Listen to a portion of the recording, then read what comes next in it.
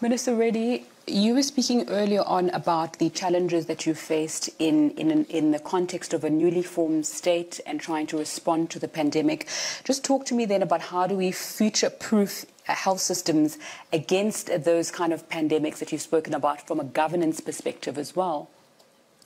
As I said earlier, governments would have to be focusing on two things. One is preventive care, and the other is curative care. And looking at this from the lens of how to improve this health care, one would have to be talking about availability, accessibility of health care, and also affordability of health care. All these three would have to be moving in line. In order to do that, from my state's perspective as to how we have been wanting to move forward is, we've taken every 2,000 people, every population with every village with 2,000 population as a unit, and we're coming up with village clinics. Okay. And then we're taking up every 30,000 population as a unit and classifying it as mandal, and where we're coming up with 2 PHCs, primary health centers. These primary health centers would have 4 doctors, 2 of the doctors present in each of the PHC center, and they would be given an ambulance 104, and each of this doctor would be given their designated villages. So 5 villages or 4 villages, depending on the mandal size, to each of these doctors. And these doctors, every alternate day, would hop onto the ambulance and visit the village. And they would become the family doctor for that village. Very soon the doctors, because they've been designated only those 4 villages, so they would start to identify people by names, and they would use this village clinic as a hub. This village clinic primarily would be having an A&M, nursing graduate, mid-level health practitioner, and ASHA workers that we spoke about also reporting there. So that would take care of the preventive part. Now comes the curative part. The curative part would be dealing with the community, with district hospitals, the teaching hospitals. The area hospitals and the teaching hospitals are going to play a very critical role there. So there we're coming up with every parliament taken as a unit in order to ensure that there is equitable distribution of teaching. India would have 4 globally. Globally, India. Out of that 4, 1 will be from the state of Andhra Pradesh. So 25% of global. 10% of the global. 10% of the global. Global will be from the state of Andhra Pradesh. I see. 25% from India. 25% from India. And 2 of them meet a start a software firm. And 2 of them meet a start a software firm. You know, Dr. Subbarao, something strange. You know, we've been looking for some engineers, artificial intelligence. Most of they're prepared to come to Singapore, but they don't want to come to work as an employee in Singapore.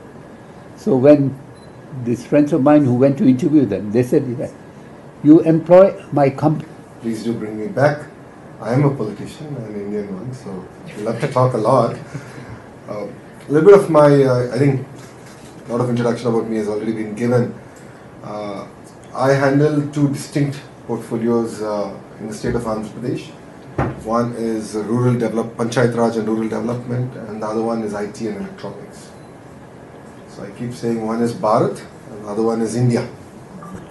My job as a minister is about how to use technology for the welfare of the masses. And that is the vision that our Honorable Chief Minister actually has set for us. As many of you know, the current state of Andhra Pradesh was bifurcated in 2014, Telangana and Andhra Pradesh. But something that many of you don't know is that we have the lowest per capita income in South India. In 2014, our per capita income was only 9% higher than the national average. So this just gives you an idea of how the bifurcation happened. So with this in the background, Mr. Naidu was sworn in as the Chief Minister in 2014, June. And we have to be among the top 3 states in India in per capita income. By 2029, we have to be number 1 in India, not only in terms of per capita income, but also happiness. And by 2050, actually compete with our Southeast Asian peers, Singapore, both in terms of per capita income and happiness. And this was the vision, a bold vision that he set way back in 2014. With this in the background, we actually sort of took this vision, like how Singapore does, but we broke it down into key performance indicators. So we have 962 key performance indicators across 32 ministries. And these key performance indicators are actually monitored on a quarterly basis. It was a lot easier in school. It's quite tough now working for Mr. Naidu. So these are actually monitored, the tangible key performance indicators. And to achieve our 2022-2029 vision, as a state we need to grow at 15%. And we are now growing at 11.75%, making us the fastest growing economy in India. So it is possible.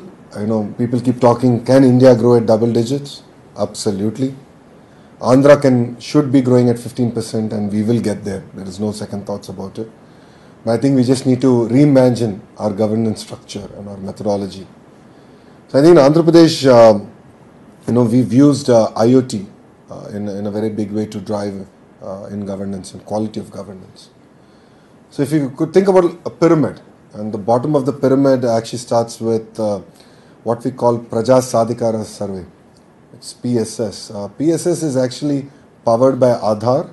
Aadhaar is India's national identity program backed by biometrics. But what we have done in the state is to bring it into a family as a unit.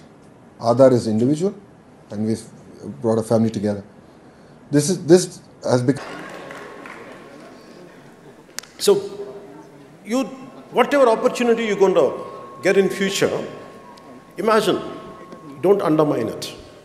With all your best efforts, with all your complete learning abilities and everything, if something knocked on your door, and please make sure, be aware, grab that opportunity. Why? You are competing with 1.4 billion people on a day-to-day basis. No matter how small or insignificant the opportunity is, you are privileged and better than the majority. So grab that opportunity, make the most of it. Nothing is a dream job. There is no dream job at all. But let the job which comes into your hand, make it to fulfill your dreams. That's what I would like to share first. In this process, you're bound to have a failure and success. As I said earlier, you'll go through failures, you'll go through success. How do you handle failures and how do you handle success? When you had tremendous amount of failure in my life, what I felt was, you're looking at a man who is filled with failures in his life, not with success. Because adversity reveals true character. The more adverse conditions you have, the more potentiality of yours will come out. So a failure in adverse conditions, it's always about how do you fight against it? How do you withstand the turbulence? How do you overpower them? How make sure you won't lose it? You lose to it, but you stand out. And that's what I would like to share, this part of my life. As I said earlier, I lost in cinema. I succeeded. For next 6-7 years, I never had success. Again, I had very existential questions. With all this success, what I'm going to do? A life which is completely lived for yourself is of no use unless it is extended to others. This thought made me to be away from the very cinema which I loved. And I had failures, series of failures. And people who cheer up for me, who stand up for me, they were cursing me. What happened to your competitive spirit? What happened to your tenacity? What happened to your fighting spirit? I never lost my tenacity, I never lost my perseverance, I never lost my fighting spirit. But I was under a very existential thought process. And then, finally, an opportunity came, and another film became a huge success. That's called Gabbar Singh. So what I mean to say is, you get failures. And then, once in a while, I had success later, I had failures. It depends. It was going like this, in a way, in a curvy way. And how do you behave when you get success? Then I would like to end up with failure. I had the highest success possible, but I never felt great about it. The reason is, because to achieve something, even for me to address a kind of, to come in front of this podium and address a session to, a speech to you, you know how many,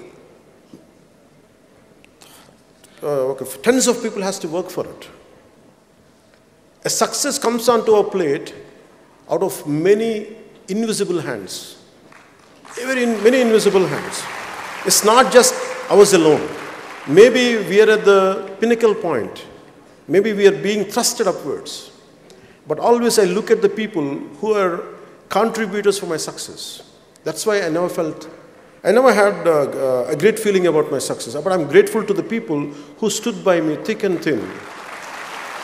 And acknowledgement is very important in success. Especially when you are you're going to be the financial wizards. You're going to be quite successful people. But understand, there are people who would really contribute to your success. Please kindly acknowledge them. And success is transitory. The way failure is a transitory, success is also transitory. Please don't stick to success and don't take too much into your head. That's all I would like to share there. When it comes to politics, I'm a failed politician as on now. No, acceptance. Acceptance. Okay. I'm not feeling bad about it, let me tell you, I'm not feeling bad about it. Failure is halfway to success. I never feel low about my failures. I feel good about my failures because I have achieved something. Unlike many people who want to see a change in the society, they don't do anything. They sit in their comfortable chairs. They have opinions on every damn thing. They have everything to say. Right from cricket, right from day-to-day events, everything they have an opinion, but they won't do anything. For me, I'm doing something, and yet I failed. I feel good about it. I attempted.